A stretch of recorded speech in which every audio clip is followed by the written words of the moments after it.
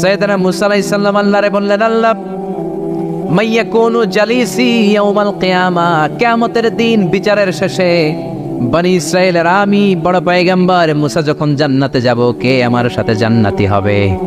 আল্লাহ বললেন, সাহিবুকা ফিল জান্নাতি জাজ্জার, তোমার সাথে জান্নাতে ঢুকবে বনি ইসরাইলের একজন কসাই। কে? কসাই। সুবহানাল্লাহ কইবেন না? একজন কসাই যাবে। মুসা আলাইহিস সালাম বললেন, কি রে, আমি এত বড় নবী, কোনো নবী যাবে না আমার সাথে, কোনো ওলি যাবে না, কোনো হাফেজে কোরআন যাবে না, কোনো আলেম যাবে না, কসাই যাবে কেন? আল্লাহ বললেন, দেখে আসো কেন যাবে কসাই। সাইয়েদনা মুসা আলাইহিস সালাম কসাইয়ের দোকানে গেলেন, দেখলেন না কসাইয়ের স্পেশাল কোনো আমল তো দেখা যায় না, খালি গোশত কোপায়। কি কোপায়? সারাদিন গোশত বিক্রির পরে বিকেলবেলা সবচেয়ে চমৎকার গোশতের একটা টুকরা নিয়ে কসাই দোকান বন্ধ করে বাড়িতে যায়। সাইয়েদনা মুসা আলাইহিস সালাম ছদ্মবেশে কসাইয়ের পেছনে পেছনে যায়। কসাই ঘরে ঢুকার পরে সাইয়েদনা মুসা আলাইহিস সালাম ঘরে নক করা শুরু করলেন। কসাই দরজা খুলে দেওয়ার পর সাইয়েদনা মুসা আলাইহিস সালাম পরিচয় গোপন করে বলে, আমি একজন মুসাফির, আজকে রাতে আপনার ঘরে থাকতে চাই। কসাই বলে, আহলান সাহলান মারহাবান তাইয়িবা, আসেন, থাকেন, কোনো সমস্যা নেই, পাশের ঘরে বসেন, ওই ঘরে আমার একটু কাজ আছে। পাশের ঘরে যে মাচা থেকে একটা বৃদ্ধা মহিলাকে নামিয়ে নিজ হাতে গোসল করিয়ে গোশত কেটে রান্না করে রুটি দিয়ে মহিলাটারে খাওয়ানোর পর মহিলাটা হাতের মধ্যে আঁচলটা টেনে চোখের পানি ছেড়ে বিড়বিড় করে কি যেন দোয়া করে। সাইয়েদনা মুসা আলাইহিস সালাম শুনতে পেলেন না। ওই মহিলাকে খাওয়ানোর পরে প্লেটের মধ্যে গোশত আর রুটি নিয়ে কসাই যেয়ে বলে, ও ভাই মুসাফির, এই নেন খাবার, রাতের খাবার খেয়ে আপনি ঘুমিয়ে যান, সকালে আপনি যাবেন আপনার পথে, আমি যাব আমার দোকানে। সাইয়েদনা মুসা আলাইহিস সালাম বলে, রাতের খাবার পরে খাবো, আগে বলো ওই মাচার মধ্যে বৃদ্ধা মহিলাটাকে। কসাই বলে, এই মহিলাটা ছাড়া এই পৃথিবীতে আমার কেউ নাই, আমি ছাড়া এই মহিলাটারও আর কেউ নাই। এই মহিলাটা ওই মহিলা যে আমারে 10 মাস পেটে ধরেছে। আল্লাহু আকবার। এই মহিলাটা আমার জনম দুঃখিনী মা, মা ছাড়া আমার কেউ নাই, আমিও ছাড়া আমার মায়ের কেউ নাই। প্রতিদিন আমি আমার মারে গোসল করাই, নিজ হাতে টাওয়াল দিয়ে গা মুছে দেই, তেল মালিশ করে দেই, গোশত রান্না করে রুটি দিয়ে খাওয়াই, আর আমার মামার জন্য দোয়া করে। সাইয়েদনা মুসা আলাইহিস সালাম বললেন, বিড়বিড় করে তোমার মা 2 হাত তুলে কি দোয়া করেছে আমারে বলো, আমি তো বুঝলাম না। কসাই বলে, আমার মা প্রতিদিন খাওয়ার পরে খুশি হয়ে যায়, প্রতিদিন খেয়ে দে খুশি হয়ে চোখের পানি ছেড়ে আমার জন্য দোয়া করতে শুরু করে। একটা পাগলা দোয়া, বিগত 20 বছর যাবত আমার আম্মা এই দোয়াটা করে। আমি জানি এই দোয়া কোনোদিনই আল্লাহর কাছে কবুল হবে না। সাইয়েদনা মুসা আলাইহিস সালাম বললেন, ও ভাই বলোই না কি দোয়া করে, আমারে বলো বলো। কসাই বলে, আমার মা বলে, আল্লাহুম্মা জাআল ইবনি জালিসা মুসা ইয়াউমাল কিয়ামা। খাওয়ানোর পরে খুশি হয়ে হাত তুলে আমার মা বলে, আল্লাহ আমি আমার ছেলের খেদমতে এত খুশি, আমার ছেলের জন্য আমি হাত তুলে দোয়া করে দিলাম। শুনেছি এই জামানার বড় পয়গম্বর, বনি ইসরাইলের সবচেয়ে বড় পয়গম্বর হলো মুসা। আমার ছেলে কিয়ামতের দিন বিচার শেষে মুসা যখন জান্নাতে যাবে, আমার ছেলেরও মুসা নবীর সাথে তুমি জান্নাতে ঢুকাইয়া দিও। মুসা নবী যখন জান্নাতি হবে, আমার ছেলেরও ঢুকায় দিবা। দোয়া করতে দেরি কবুল হতে। মুসা আলাইহিস সালাম বললেন, ঘটনা তো এইখানে, কানেকশনটা তো এই জায়গায়। এই কসাই তো এমনি এমনি আমার সাথী হবে না, এটা মায়ের দোয়ার বরকত। চিল্লা এখন ঠিক কি না? এই জন্য প্রিয় ভাইয়েরা, মায়ের দোয়া ছাড়া, বাবার দোয়া ছাড়া পৃথিবীর কেউ আল্লাহর ওলি হতে পারে না, পৃথিবীর কেউ ভালো মানুষ হতে পারে না, সফল হতে পারে না, ক্যারিয়ার সুন্দর করতে পারে না, নেতা হতে পারে না, ব্যবসায়ী হতে পারে না। জীবনে যারাই সফল, তাদের সফলতার পেছনে মা বাবার দোয়া ছাড়া নাই। বিশ্বনবী মা বাবার আদর পান নাই, জন্মের আগে বাবারে হারালেন। 6 বছর বয়সে মারে হারালেন। মা বাবা ছাড়া ইয়তীম হয়ে বিশ্বনবী বড় হলেন। প্রথমে দাদার কাছে, তারপরে চাচার কাছে ইয়তীম নবী বড় হতে লাগলেন। বিশ্বনবী যখন হুদাইবিয়ার উমরা করতে যাবেন, পথিমধ্যে বিশ্বনবীর মায়ের কবর পড়ল। জায়গাটার নাম ছিল আবওয়া। কি নাম? আবওয়া নামক জায়গায় এসে বিশ্বনবী আল্লাহর কাছে ফরিয়াদ করলেন, আল্লাহ আমি আমার মায়ের কবর জিয়ারত করতে চাই, অনুমতি দেন। বিশ্বনবীর মায়ের নাম কি? তোরা দেখে যা আমিনা মায়ের কোলে, মধু পূর্ণিমারি শেথা চাঁদ দোলে, যেন উষার কোলে রাঙা রবি দোলে। তোরা দেখে যা আমিনা মায়ের কোলে, কুল মখলুকে আজি ধ্বনি ওঠে কে লই, কালেমা শাহাদাতের বাণী ঠোঁটে কে লই, পড়ে দুরুদ ফেরেশতা বেহেশতের দুয়ারে খোলে। তোরা দেখে যা আমিনা মায়ের কোলে, তোরা দেখে যা আমিনা মায়ের কোলে। চিল্লায় পড়েন আল্লাহু আকবার। বিশ্বনবী মায়ের কবরের সামনে যখন দাঁড়ালেন, 1400 সাহাবাকে নিয়ে প্রত্যেকের গায়ে একটা ইজার একটা রিদা উমরা করবেন। বিশ্বনবী 1400 সাহাবীদের দিকে তাকিয়ে বললেন, ও সাহাবারা, এই যে সামনে পাহাড়ের ছোট্ট টিলাটা দেখতে পাও, এইখানে আমার মা আমেনার কবর। আল্লাহ আমাকে আমার মায়ের কবর জিয়ারতের অনুমতি দিয়েছে, আমি জিয়ারত করব। কিন্তু খবরদার খবরদার, তোমরা কেউ কান্নাকাটি করতে পারবা না। 1400 সাহাবীকে কান্না করতে নিষেধ করে নিজের মায়ের কবরের সামনে দাঁড়িয়ে বিশ্বনবী ছোট্ট বাচ্চার মতো হাউমাউ করে কান্না শুরু করে দিলেন। বিশ্বনবীর চোখের পানি দেখে 1400 সাহাবা কান্না শুরু করে দিল। বিশ্বনবী সাহাবীদের দিকে মুখ ফিরিয়ে বলে, ও সাহাবারা কাঁদো কেন? তোমাদেরকে না বললাম তোমরা কেঁদো না? সাহাবারা বলল, নবী আপনাকে আমরা আমাদের কলিজার চাইতে বেশি ভালোবাসি। আপনারে যখন আমরা কান্না করতে দেখি, আমাদের দুটি চোখ আমরা আর শুকনা রাখতে পারি না। আপনি কাঁদেন তাই আমরাও কাঁদি। বিশ্বনবী বললেন, আদ্রাকাতনি রাহমাতুহা ফাবাকাইতু। আমার মা আমেনা যে আমারে ছোটবেলা আদর করেছে, সোহাগ দিয়েছে, ভালোবেসেছে, ওই আদরের কথা আমার মনে পড়েছে। আমার মা আমেনা আমারে জাইতুনের তেল মালিশ করে দিত, আমার মা আমেনা আমারে জামা পরিয়ে দিত, আমার মা আমেনা তার দুটি ঠোঁট দিয়ে এমন কোন জায়গা নাই আমার দেহে চুমু দেয় নাই।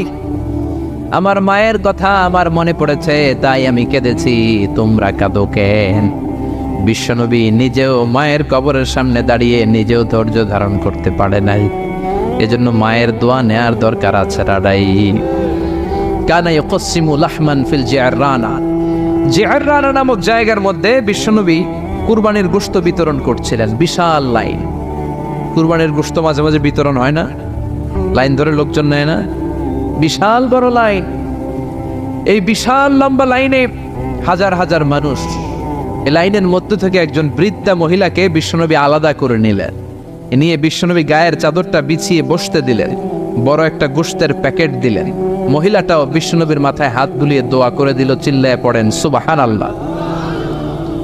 সাহাবারা বললেন, নবী হাজার হাজার মানুষ গোশত নেওয়ার জন্য লাইন ধরেছে, কাউরে আপনি লাইন থেকে আলাদা করে নেন নাই, নিজের চাদরের উপর জীবনে কাউরে বসতে দিতে দেখি নাই, কে এই মহিলা?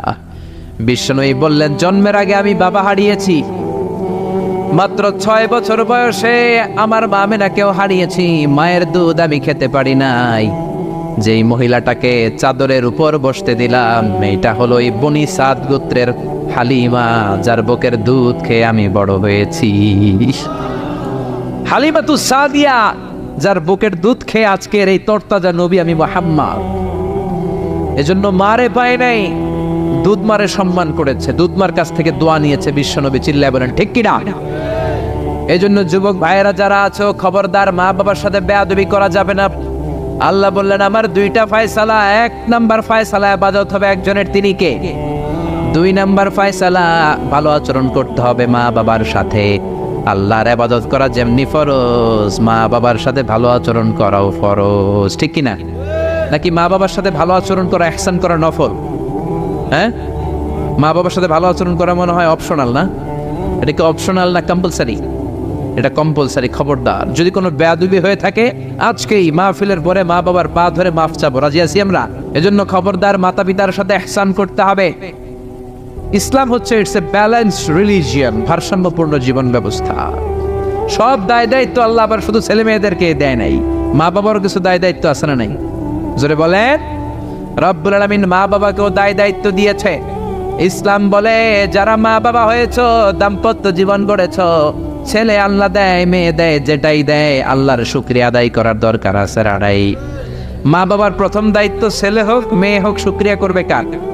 কারণ ছেলে দেয় কে, মেয়ে দেয় কে? ছেলে মেয়ে দুইটাই দেয় কে? আবার কাউকে আল্লাহ নিঃসন্তান বানিয়ে রাখে, মানে ছেলেও দেয় না মেয়েও দেয় না, তিনি কে?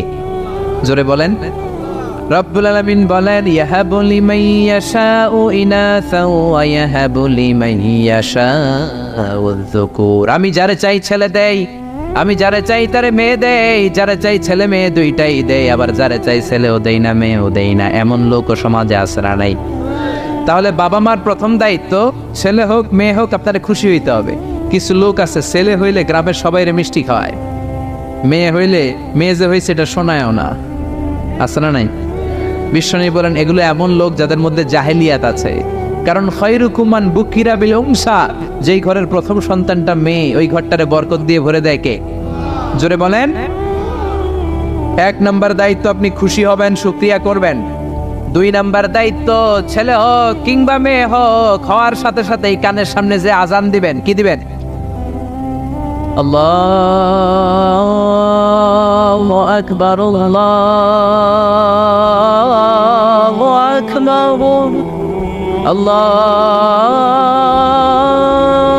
আকবার, আল্লাহু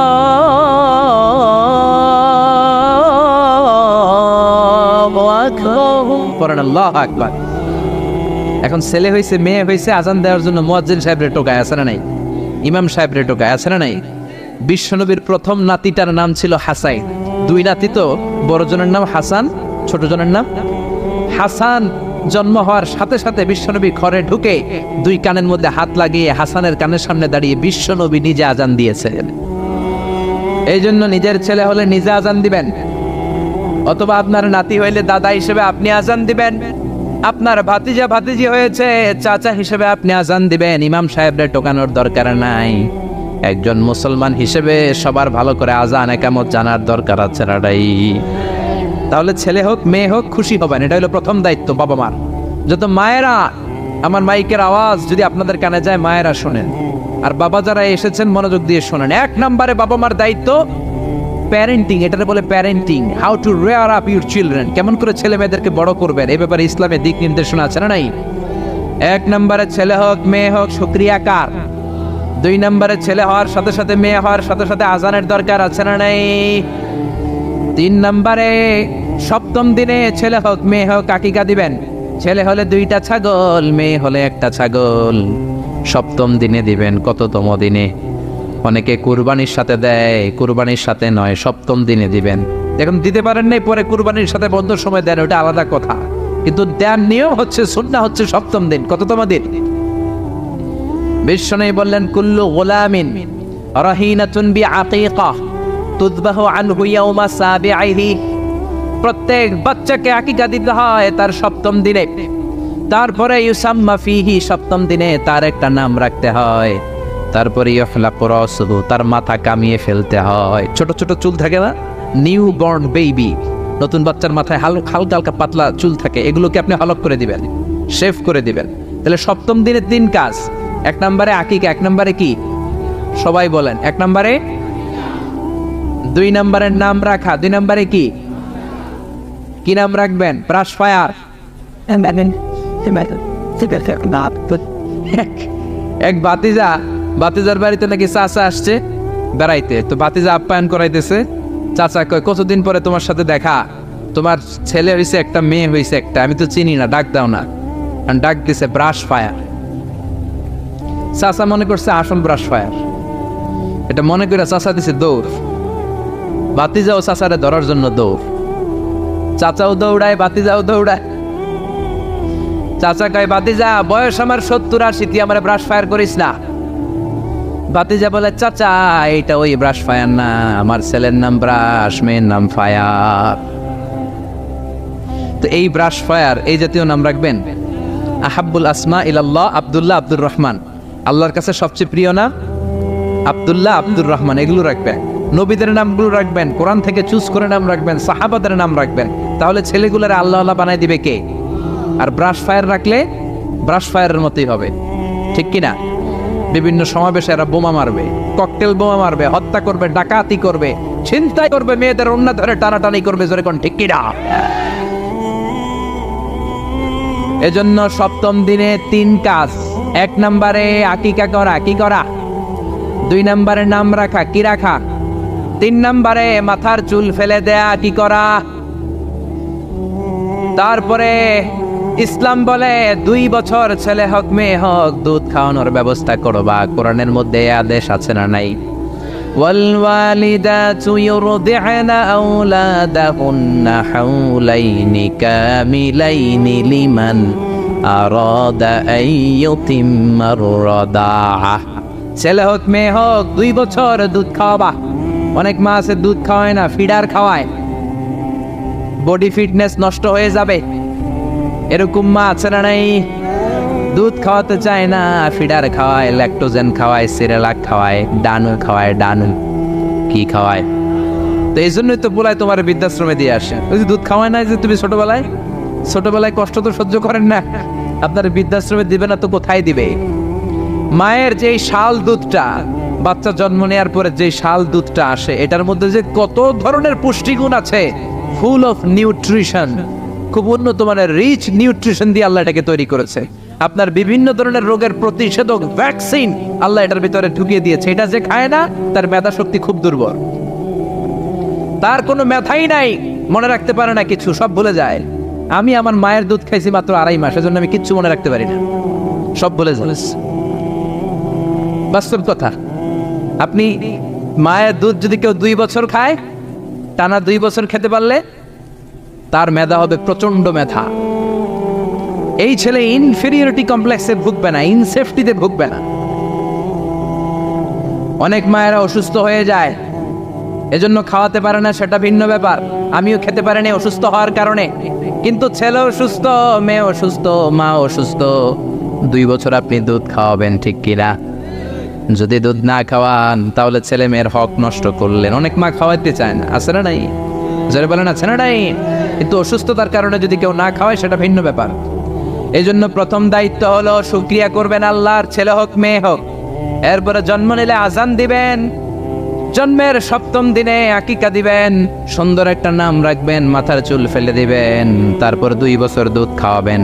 এরপর ছেলে যখন আব্বু আব্বু বলে, আম্মু আম্মু বলে, হাঁটতে শিখে একটু বড় হয়েছে, সবার আগে ছেলেরে শিখাবেন কোরআন। কি শিখাবেন? সবার আগে কোরআন, পরে অন্য জ্ঞান। Teach your children the Holi Quran. The Holi Quran will teach your children everything. আপনি আপনার ছেলেরে কোরআন শিখান, কোরআন আপনার ছেলেরে গোটা বিশ্বটা শিখাই দিবে। সুবহানাল্লাহ কইতে মন চায় না? এজন্য একটু বড় হলেই ছেলে মেয়েরে কি শিখাবেন? আপনি ছেলে মেয়েরে সব কিছু শিখাইলেন, কোরআনটাই শিখান নাই, তার মানে আপনি কিছুই শিখান নাই, ঠিক কি না? এরপরে ছেলে মেয়েদেরকে সময় দিবেন, তাদেরকে নিয়ে ঘুরতে যাবেন, ভালোবাসবেন। বিশ্বনবী হাসান আর হুসাইনকে আদর করতে লাগলেন। হাসানকে কোলে নেয়, হুসাইন ওঠে, আবার হুসাইনকে নিলে হাসান নামে। বিশ্বনবীর সামনে দাঁড়িয়ে রইল আকরা ইবনে হাবিস আত-তামিমি নামে সাহাবী। বিশ্বনবীর নানা নাতির এই আদর ভালোবাসা দেখে আকরা বলে, ও নবী, আমাকে আল্লাহ 10টা সন্তান দিয়েছে, একটা সন্তানকেও কোনোদিন আমি চুমা দেই নাই। বিশ্বনবী বললেন, বলো কি? মানলা ইয়ারহাম লা ইউরহাম। যে কারোর উপর দয়া দেখায় না, আল্লাহও তার উপর দয়া দেখায় না। যে কাউরে ভালোবাসে না, আল্লাহও তার ভালোবাসে না। যে ছোটদের আদর করে না, সে আল্লাহরও দয়া পায় না। চিল্লা এখন ঠিক কি না? এজন্য ছেলে মেয়েদেরকে সময় দিবেন।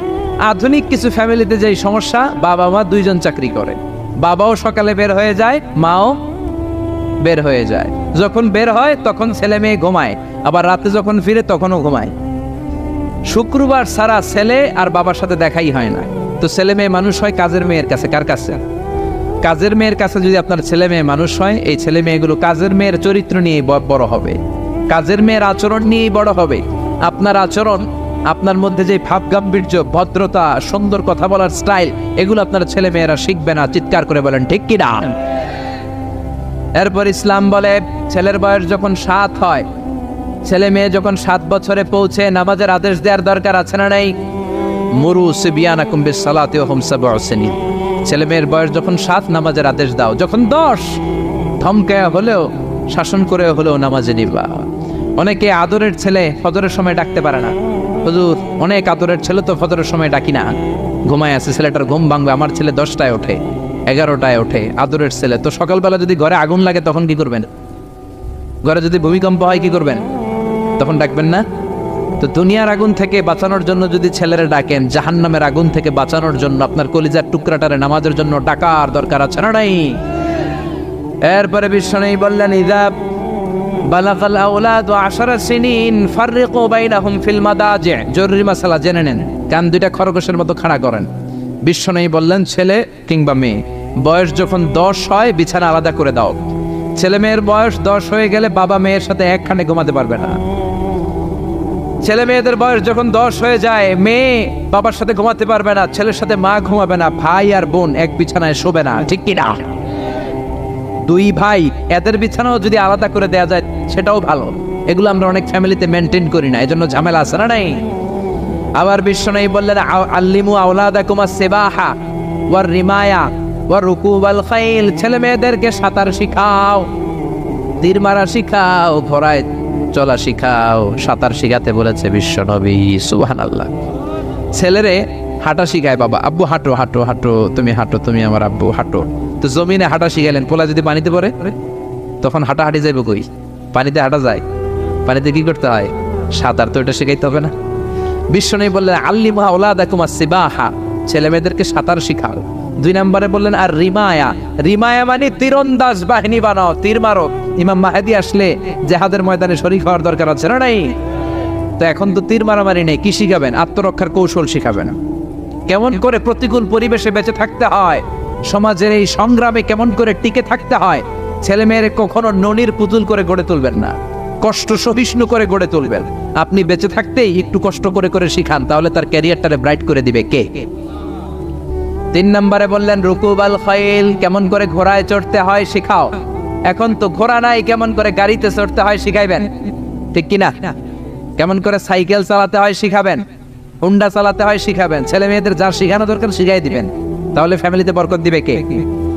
এরপরে বিশ্বনবী বললেন, আর নিকাহ, ছেলে কিংবা মেয়ে প্রাপ্তবয়স্ক হলে বাবা মার দায়িত্ব বিয়ে দেয়া। কি দেয়া? কিন্তু মেয়ের বয়স হয়ে গেছে 25, ছেলের বয়স 30, বিয়ে হয় না, আছে না নাই? ছেলেরা যদি জিজ্ঞেস করি বিয়ে করস না কেন, কয় হুজুর নিজের পায়ে দাঁড়ায় লই। তাহলে এতদিন কার পায়ে দাঁড়াইছো? আপনার ছেলে আপনার মেয়ে প্রাপ্তবয়স্ক হওয়ার পরে যৌবনের সময়ে যদি কোনো পাপ করে, অন্যায় করে, সময় মতো বিয়ে না দেওয়ার কারণে, তাদের পাপের কারণে ওই পাপের পার্সেন্টেজ গুণা আপনার আমল নামাতেও আছে না নাই? জোরে বলেন, জোরে বলেন। ছেলে মেয়েগুলো এখন চরিত্রহীন আর চরিত্রহীনা হয়ে যাচ্ছে এই পর্নোগ্রাফির ছোবলে, ইউটিউব আর ইন্টারনেটের ছোবলে। ওপেন অ্যাক্সেস একটা শব্দ লিখে ক্লিক করতে দেরি, নেকেড ফিল্মগুলো আসতে দেরি হয় না, চিল্লা এখন ঠিক কিনা? এজন্য সময় মতো বিয়ে দিয়ে দেন। উপযুক্ত মেয়ে থাকলে বিয়ের ব্যবস্থা করেন, প্রাপ্তবয়স্ক ছেলে হলে বিয়ের ব্যবস্থা করেন। সময় মতো বিয়ে করায় দিলে সমাজের অপরাধগুলো কমে যাবে, ঠিক কিনা? সর্বশেষ মাতা পিতার প্রতি যে দায়িত্ব আল্লাহ দিয়েছেন সেটা হচ্ছে আল মিরাস। কোরআনের দেয়া পদ্ধতি অনুযায়ী সম্পদ বন্টন করতে হবে। কার আইন? চিৎকার করে বলবেন, আইনটা কার? এজন্য রব্বুল আলামিন বলেন, ইউসিকুমুল্লাহু ফি আওলাদিকুম লিযযাকারি মিসলু হাযযিল উনসায়াইন।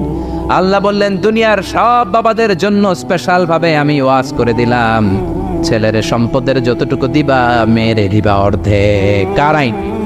ছেলেরে 10 লাখ দিলে মেয়েরে কয় লাখ? ছেলেরে 20 কানি জমি দিলে মেয়েরে? বিধানটা কার? উল্টাপাল্টা করা যাবে?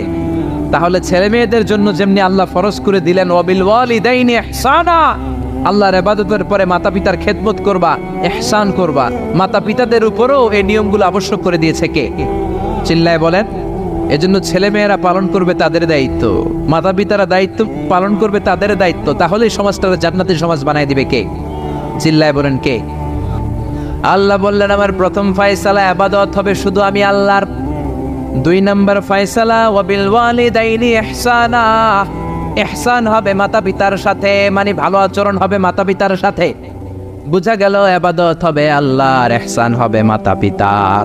আল্লাহর সাথে, আল্লাহর জন্য আপনি ইবাদত করবেন আর মাতা পিতার প্রতি আপনি ইহসান করবেন। ইহসান মানে সদাচরণ, ইহসান মানে খেদমত, ইহসান মানে তাদের জন্য খরচ করা, ইহসান মানে আপনার সব সম্পদ তাদের পায়ের সামনে, আপনার সব ক্ষমতা তাদের পায়ের সামনে বিলিয়ে দেয়া, বিছিয়ে দেয়া। চিল্লা এখন ঠিক কিনা? এজন্য আল্লাহ বললেন আমার 2 নাম্বার ফয়সালা ওয়াবিল ওয়ালিদাইনি ইহসানা, মাতা পিতার সাথে ইহসান করবা। আমরা বললাম আল্লাহ আপনার জন্য ইবাদত হবে এটা আমরা বুঝলাম, মাতা পিতার সাথে ইহসান কেমন করে হবে এটা আমরা বুঝলাম না। আল্লাহ বললেন ইহসান কাকে বলে যদি না বোঝো তাহলে বুঝে নাও, ইম্মা ইয়াবলুগান্না ইনদাকাল কিবারা আহাদুহুমা আও কিলাহুমা ফালা তাকুল লাহুমা উফ। আল্লাহ নিজেই ইহসানের ব্যাখ্যা দিচ্ছেন। আল্লাহ বললেন ইহসানের প্রথম তাফসীর হলো আব্বা আম্মা একজন কিংবা দুইজন যখন বার্ধক্যে উপনীত হয়ে যায়, যখন বয়সে পৌঁছে যায়, খবরদার তাদের কোনো কাজে তুমি নাক ছিটকাতে পারবা না, তাদের কোনো কাজে নাক ছিটকাতে পারবে না, তাদের কোনো কাজে এমনকি উফ শব্দটাও বলা যাবে না। চিল্লা এখন ঠিক কিনা? কারণ আমরা যখন ছোট ছিলাম বাবা মারে কষ্ট দিয়েছি কি দেই নাই? আপনার কত বছর আগের ঘটনা মনে আছে? আপনার বয়স যখন 3 তখন আপনি কি করছিলেন মনে আছে? তো ওইটাই যদি মনে না থাকে, বয়স যখন 2 ছিল ওগুলা মনে আছে? বয়স যখন 1 ছিল ওগুলো মনে আছে? জ্বালাতনটা তো ওই সময় বেশি করছে। চিল্লা এখন ঠিক কিনা? শীতের রাত, আমাকে নিয়ে আমার মা ঘুমালো, আমাকে রেখেছে ডান দিকে, পেশাব করে ডান পাশটা আমি ভিজিয়ে দিয়েছি। আমার মা আমাকে ঘর থেকে বের করে দেয় নাই, শীতের রাতে বাম দিকে আমাকে শোয়ালো। কনকনে মাঘ মাসের শীতের রাতে বাম পাশটাতেও পেশাব করে ভিজিয়ে দিলাম, আমার মামারে ঘর থেকে বের করে দেয় নাই। আমার মা তার বুকের মাঝখানে রেখে ঘুমাতে শুরু করেছে। মাঘ মাসের শীতের রাত 3টার দিকে পেশাব করে মায়ের বুকটাও আমি ভিজিয়ে দিয়েছি, জামাটাও ভিজিয়ে দিয়েছি। মা 3টার দিকে উঠে নতুন শাড়ি পরে, নতুন জামা পরে, আগের ভিজা পেশাব মাখানো জামাটাকে চেঞ্জ করে আবার আমাকে নিয়ে ঘুমিয়েছে। আমাকে ঘর থেকে বের করেছে নাকি? জোরে বলেন। এজন্য আল্লাহ বুঝাতে চাইলেন, গোলাম ছোট্টবেলা যেমনি কষ্ট দিয়েছো মা বাবা রেগে যায় নাই, তোরে লাথি মেরে ঘর থেকে তাড়ায় দেয় নাই, তোরে এতিমখানায় দেয় নাই। মা বাবা বয়সে যখন উপনীত হয়ে যায়, বার্ধক্যে যখন পৌঁছে যায়, ওই মা বাবারে খবরদার বৃদ্ধাশ্রমে দিয়ে আসবি না। বৃদ্ধাশ্রম বাংলাদেশে আছে না নাই? ছেলে আমার মস্ত মানুষ, মস্ত অফিসার, মস্ত ফ্ল্যাটে যায় না দেখা এ পারে ও পার, নানান রকম জিনিস আর আসবাব দামি দামি, সবচেয়ে কম দামি ছিলাম একে মাত্র আমি।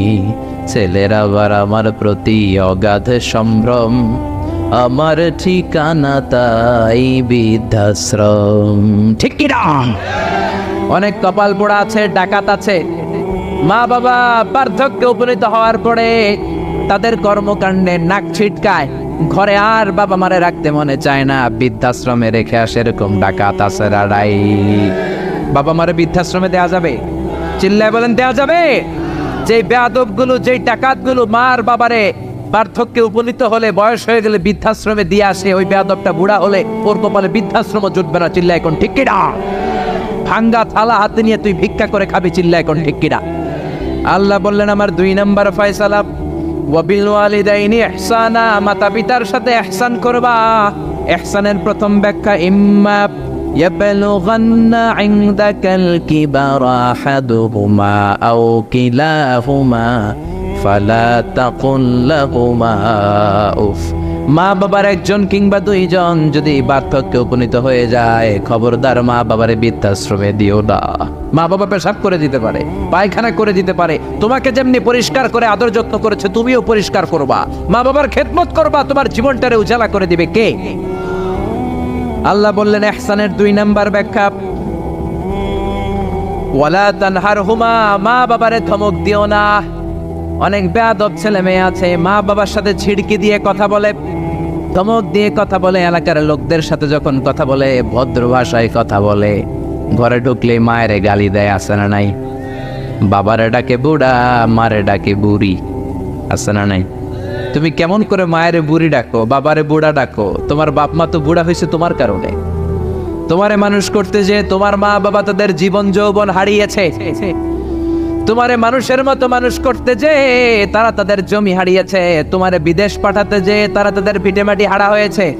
যেই বাবা মা তোমার জন্য সব কিছু ছেড়েছে, খবরদার ফালা তানহারহুমা, ওই বাবা মারে ধমক দিবা না। কার কথা? চিল্লায় বলেন কার?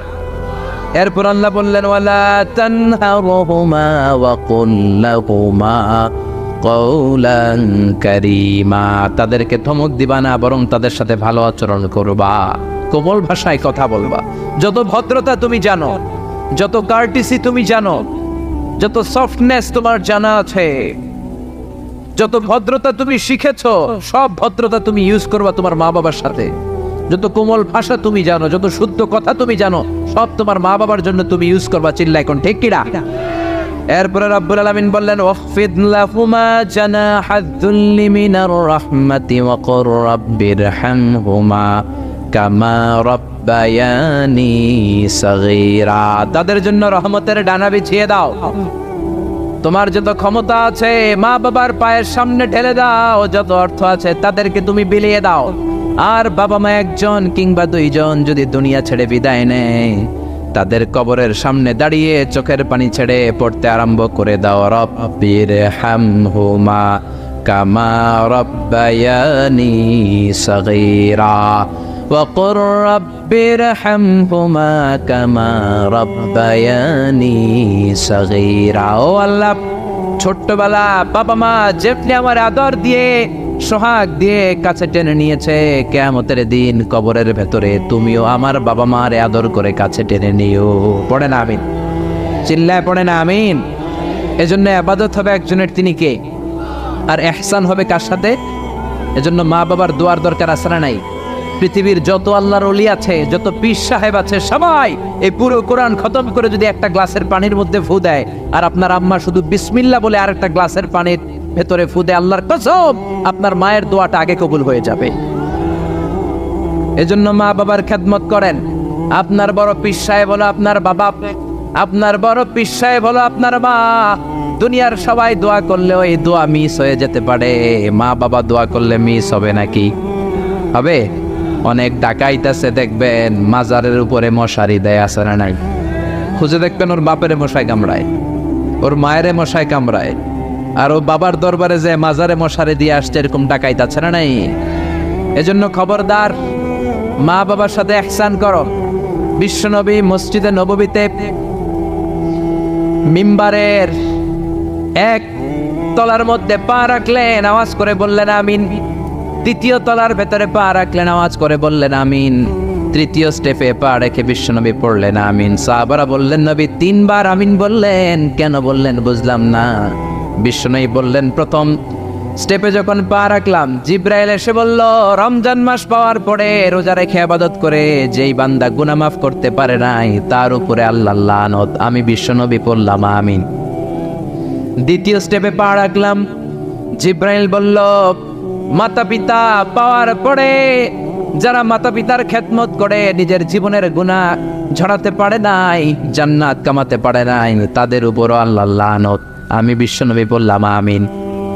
তিন নাম্বার স্টেপে বিশ্বনবী বললেন আমার নাম শোনার পরে আমার যে উম্মাত আমার উপর দরুদ পড়ল না, তাদের উপর আল্লাহর লানত। আমি বললাম আমিন। পড়েন সাল্লাল্লাহু আলাইহি ওয়াসাল্লাম, চিৎকার করে পড়েন সাল্লাল্লাহু। এজন্য মাতা পিতার খেদমতের দরকার আছে না নাই?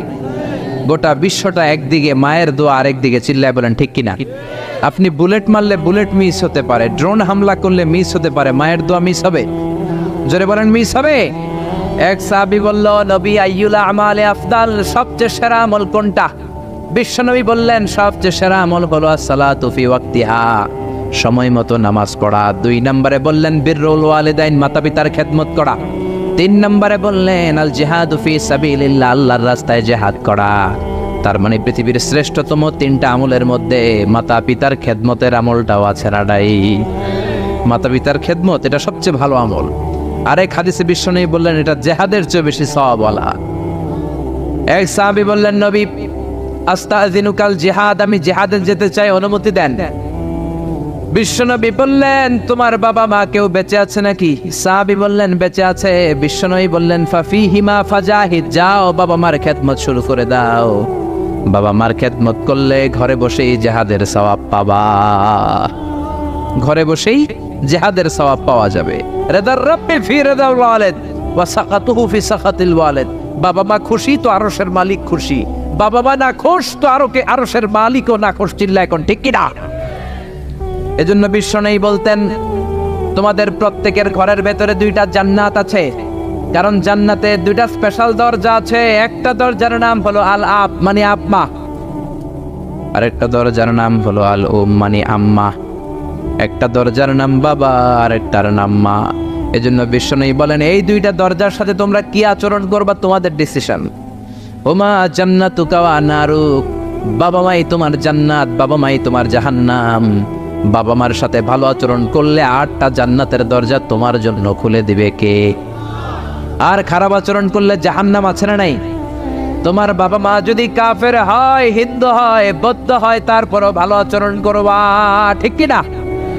বাংলার জমিনে এরকম অনেক হিন্দু ফ্যামিলি আছে, হিন্দু ইয়াং ছেলে মুফাসসিরে কোরআনের তাফসীর শুনে হাতে হাত রেখে কালিমা পড়ে মুসলমান হয়ে গেছে, আছে না নাই? কিন্তু মা তো মুসলমান হয় নাই, বাবা তো মুসলমান হয় নাই, বাপ মা হিন্দুই রয়ে গেছে। তো বাপ মা হিন্দু, ছেলে মুসলমান, তুমি কি মা বাবার সাথে খারাপ আচরণ করতে পারবা? কথা বলেন। মা বাবা হিন্দু হোক, নাস্তিক হোক, বৌদ্ধ হোক আর খ্রিস্টান হোক, মা বাবার দোয়া নিতে হবে, আশীর্বাদ নিতে হবে। চিল্লা এখন ঠিক কিনা? বিশ্বনবীর শালী নাম কি বলেন তো, কেউ জানেন বিশ্বনবীর শালীর নাম কি? আসমা, মাশাআল্লাহ, আসমা বিনতে আবি বকর বিশ্বনবীর শালী। উনি মুসলিমা কিন্তু উনার মা ছিল মুশরিকা। বিশ্বনবীরে বললেন নবী আমি মুসলিমা কিন্তু আমার মা মুশরিকা কাফেরা, এখন আমি কি করব? আমার মায়ের সাথে কি ভালো আচরণ করব নাকি? বিশ্বনবী বললেন খবরদার, মা মুশরিক হোক কাফের হোক তারপরেও তোমার মা, ঠিক কি না? সিলিহা, দোয়া দাও, ভালো আচরণ করো, সম্পর্কটারে মিলায় রাখো, তোমার জান্নাতে ঢুকাই দিবে কে?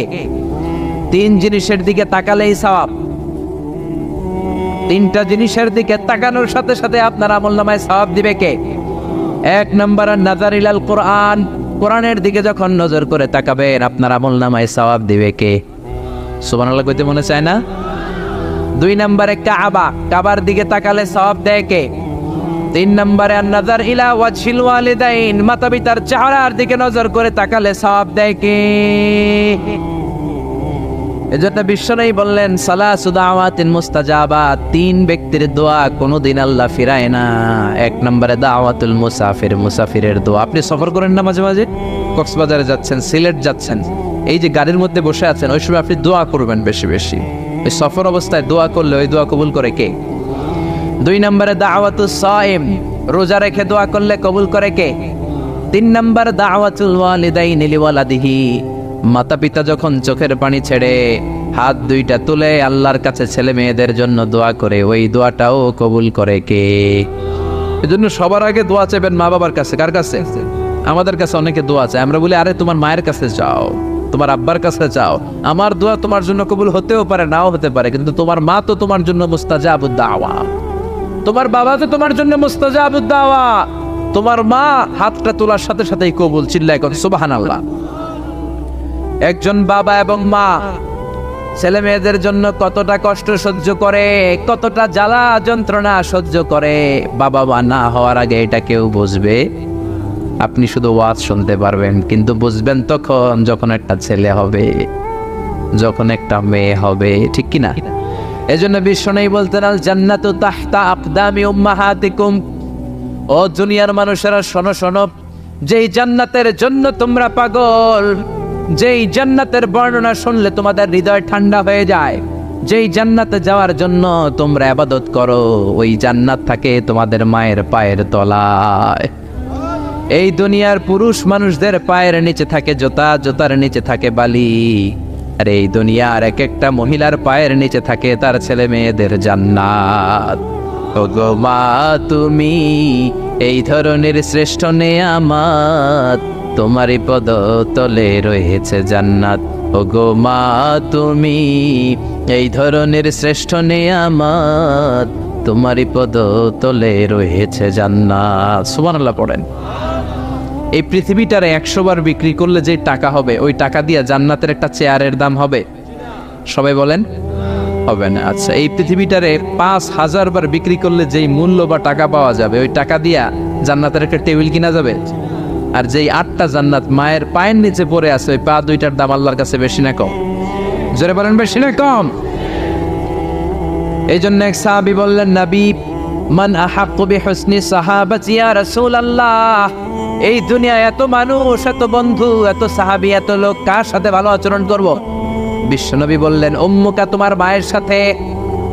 সুম্মা মান, তারপরে কার সাথে? তোমার মায়ের সাথে। তারপরে কার সাথে? তোমার মায়ের সাথে। 3 বার। আর এক হাদিসে আছে 4 বার বললেন তোমার মায়ের সাথে, 5বার বললেন তোমার পিতার সাথে। সুবহানাল্লাহ। মায়ের মর্যাদা 4 গুণ বেশি। কয় গুণ? এর কারণ আল্লাহ কোরআনে বলে দিলেন সূরা লোকমানে, হামালাতহু উম্মুহু। মায়ের মর্যাদা এত বেশি হওয়ার কারণ হলো, বাবা তোমারে পেটে ধরে নাই, পেটে ধরেছে কে? ওয়াহানান আলা ওয়াহান, 10 মাস 10 দিন বাবা কষ্ট সহ্য করে নাই, করেছে কে? ওয়াফিসালুহু ফি আমাইন, 2 বছর বাবা তোমারে দুধ খাওয়ায় নাই, দুধ খাওয়ালো কে? কত লিটার দুধ, কত গ্যালন দুধ, কত কেজি দুধ মায়ের বুক থেকে আপনি খেয়ে খেয়ে সাবার করছেন 2 বছরে, কোনো হিসাব আছে? জোরে বলেন। বিশ্বনবী বললেন, লাউ কাতাআতা জিলদাক, তোমার চামড়াটা কেটে কেটে রোদে শুকিয়েও যদি মায়ের 2 পায়ের 2টা জুতা বানিয়ে দাও, ছোট্টবেলায় 1 ঢোক দুধ যে তুমি খেয়েছো, সেই 1 ঢোক দুধের শোধ আদায় হবে নাকি? মায়ের একেধারে দুধের দাম, কাটিয়া গায়ের চাম, পাপস বানাইলেও ঋণের শোধ হবে না। এমন দরদি ভাবে কেউ হবে না আমার মাহাদো,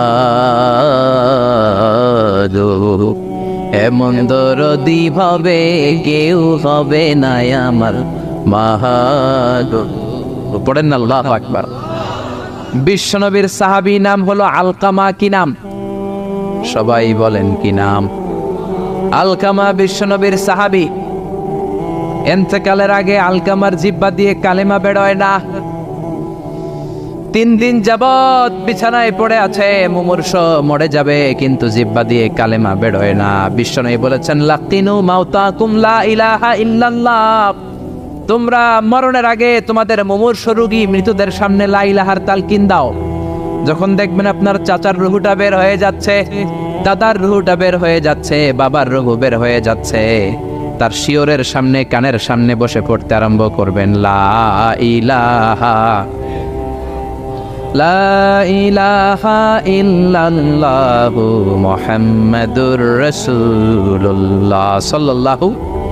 কিন্তু বলবেন না, এই কালেমা পড়ো, কালেমা পড়ো, কালেমা পড়েন, কালেমা পড়েন, এগুলো বলবেন না। শুধু তালকিন দিবেন, ওটা থেকেই উনি বুঝবেন। কারণ মৃত্যুর একটা কষ্ট আছে না নাই? মৃত্যুর যন্ত্রণা এসে অস্থির, আপনি জোরাজুরি করতেছেন কালেমা পড়, সে যদি বলে না পড়বো না, ঝামেলা আছে না নাই? এজন্য কানের সামনে শুধু তালকিন দিবেন। বিশ্বনবী বললেন, লাকিনু মাউতাকুম লা ইলাহা ইল্লাল্লাহ, তোমাদের মৃতদের সামনে, মুমূর্ষদের কানের সামনে শুধু লা ইলাহা পড়বা। ওনার বিবি, ওনার আত্মীয়রা আলকামা নামক সাহাবীর কানের সামনে লা ইলাহা পড়ে, 3 দিন ধরে কালেমা বের হয় না। কখন যেন মরে যায়, বিশ্বনবীর কাছে পাঠানো হলো। বিশ্বনবী সুহাইব আর বেলাল 2 জন সাহাবীকে পাঠালেন, তারা যেও কালেমার তালকিন দিল, কিন্তু মুখ দিয়ে কালেমা বের হয় না। বিশ্বনবী আলকামার বিবিরে ডেকে পাঠালো, বিবি, আলকামার বিবি, তোমার স্বামী কেমন ছিল? বলে, আমার স্বামী অনেক বড় আল্লাহর ওলি ছিল, নামাজ ছাড়তো না, তেলাওয়াত ছাড়তো না, জিকির ছাড়তো না। বিশ্বনবী বললেন, আলকামার বাবা মা কেউ বেঁচে আছে নাকি? বিবি বলে, আলকামার মা বেঁচে আছেন, ডাকো। আলকামার মা আসার পরে বিশ্বনবী বললেন, আপনার ছেলে কেমন ছিল? নামাজ পড়তো নাকি, রোজা করতো নাকি, জিকির করতো নাকি? আলকামার মা বলে, সবই করতো। আপনার সাথে কেমন আচরণ করতো? এটা বলার পরে মা আর কথা বলে না, শুধু চোখের পানি ছাড়ে। আলকামার মা বলে, নবী, আলকামার ব্যাপারে আমার মনে অনেক দুঃখ, কোনোদিন আমার কথা শুনে নাই, শুধু বিবির কথা শুনতো, বউরে প্রাধান্য দিত, আমার যত্ন নিত না, আমার কথা বেশি শুনতো না, এজন্য আমার মনে আলকামার ব্যাপারে অনেক জ্বালা। বিশ্বনবী বললেন, আপনার ছেলেরে মাফ করে দেন। রাগের চোটে আলকামার মা বলে, না, আমি মাফ করব না। বিশ্বনবী বললেন, ও সাহাবারা, লাকড়ি আনো, আগুন জ্বালাও, আলকামারে আমরা আগুনের উপর নিক্ষেপ করব। আগুন জ্বালানো হলো, সব সাহাবারা আলকামাকে ধরে আগুনের মধ্যে ফেলবে। ইন দ্য মিন টাইম দুঃখিনী মা বিশ্বনবীর পায়ের সামনে এসে বলে, ও নবী, আমার কলিজার টুকরাটারে আগুনে ফেলবেন না। ও নবী, আমার মনে আর কোনো জ্বালা নাই, আমার মনে আর কোনো দুঃখ নাই। আলকামা তো আমার নার ছেড়া ধন। 10 মাস 10 দিন আমার পেটে ছিল, আমার দেহ থেকে নিউট্রিশন নিয়ে, খাদ্য পুষ্টি নিয়ে আলকামা বড় হয়েছে। বেয়াদবি করেছে, কি হয়েছে? আমি আলকামারে মাফ করে দিলাম গো নবী। আলকামার শিয়রের সামনে দাঁড়িয়ে যখন মাফ করার ঘোষণা দিয়েছে, বিশ্বনবী সাক্ষী, সাহাবারা দাঁড়িয়ে আছে। আলকামা চিৎকার করে পড়তে আরম্ভ করলো, লা ইলাহা ইল্লাল্লাহু মুহাম্মাদুর রাসূলুল্লাহ সাল্লাল্লাহু আলাইহি ওয়াসাল্লাম। আল কালিমা তাইয়্যিবা চিৎকার করে পড়ার সাথে সাথে তার রূহ কবজ হয়ে গেল। চিল্লায় পড়েন আল্লাহু আকবার। এজন্য মায়ের দোয়া বড় দোয়া, বাবার দোয়া বড় দোয়া। মা বাবা দোয়া করলেও কবুল, বদদোয়া করলেও কবুল। মা বাবার শুধু যদি দোয়াটাই কবুল হতো তাহলে টেনশন নাই, দোয়া করে না তো কি হয়েছে। কিন্তু বদদোয়া করলেও কবুল করে নেয় কে? দোয়া করলেও কবুল, বদদোয়া করলেও। সৈয়দনা ইব্রাহিম আলাইহিস সালাম সৈয়দনা ইসমাঈল আর হাজরাকে, আরবিতে নাম হলো হাজার, রেখে গেলেন মক্কায়। ওনার বিবি হাজরা ইন্তেকাল করলো, ছোট্ট দুধের শিশু ওনার পায়ের ধাক্কায় জামজামের পানি বের হলো, বড় হতে লাগলেন। শৈশব পেরিয়ে কৈশোর, কৈশোর পেরিয়ে যৌবন, তাগড়া যুবক। তখন জুরহুম নামক একটা কওমের একটা মেয়েকে তিনি বিয়ে করলেন। বিয়ে করে সুখের সংসার শুরু করলেন আল্লাহর আদেশে। অনেক পরে সৈয়দনা ইব্রাহিম তার কলিজার টুকরা ইসমাইলের বাড়িতে বেড়াতে গেল। কার বাড়িতে? কে গেল বেড়াতে? সৈয়দনা ইব্রাহিম বেড়াতে গেলেন। যাওয়ার পরে দেখে সৈয়দনা ইসমাইল ঘরে নাই। দরজার বাইরে থেকে সালাম দিলেন, আসসালামু আলাইকুম। এটা কিন্তু প্রামাণ্য বর্ণনা দিচ্ছে আমি বুখারী থেকে, বুখারীর বর্ণনা, এটা গল্প না। দরজার বাইরে থেকে সালাম দিলেন, আসসালামু আলাইকুম। ভেতর থেকে কর্কশ গলায়, ঝাঁঝালো কণ্ঠে, কণ্ঠের মধ্যে কোনো মায়া নাই, দয়া নাই, এরকম একটা কণ্ঠের মেয়ে উত্তর করে বলল, ওয়া আলাইকুমুস সালাম। সৈয়দনা ইব্রাহিম জিজ্ঞেস করলো, কাইফা হালুকি ইয়া উম্মি, ও মা তুমি কেমন আছো? মেয়ে কয়, বেশি ভালো না। সংসার কেমন চলে? সুবিধার না? খাওয়া দাওয়া ঠিক মতো হয়নি না? কিচ্ছু হয় না? আমনে কেডা? সৈয়দনা ইব্রাহিম বলে, আমি কে তোমার জানার দরকার নাই। ইদা জা যাওজুকি মিনাল গাবা, স্বামী যখন তোমার বন থেকে শিকার করে ফিরবে, ফাকরাই আলাইহিস সালাম, তোমার স্বামীরে আমার পক্ষ থেকে একটা সালাম দিবা। ও মুরিহিয়া ইয়াগাইরা আতাবাতা বাবিহি, বলবা ঘরের দরজার চৌকাঠটা যেন পাল্টে ফেলে। সৈয়দনা ইব্রাহিম চলে গেলেন। বিকেলবেলা জঙ্গল থেকে শিকার করে সৈয়দনা ইসমাইল ঘরে ফিরলেন। ঘরে ফেরার পর বিবি বলে, একটা বুড়া আইছিল। বুড়া? কে আইছিল? সৈয়দনা ইসমাইল বলে, বুড়া? বুড়া মানুষ আবার আমার ঘরে আসবে কেন? কেন আসছে? আপনারা সালাম দিছে, ওয়ালাইকুম আসসালাম। আর কি বলছে? বলেছে আপনি যেন ঘরের দরজার চৌকাঠ পাল্টে ফেলেন। ওমিয়া, চোর বোঝে চোরের সিগন্যাল, পুলিশ বোঝে পুলিশের সিগন্যাল, নবী বোঝে নবীর সিগন্যাল, ঠিক কিনা? সৈয়দনা ইসমাইল তো বুঝে ফেললেন, কিরে ঘরের দরজার চৌকাঠ পাল্টে ফেলো, এরকম রূপক কথা, মেটাফরিক্যাল ইঙ্গিত দুনিয়ার সাধারণ মানুষ দিতে পারে না।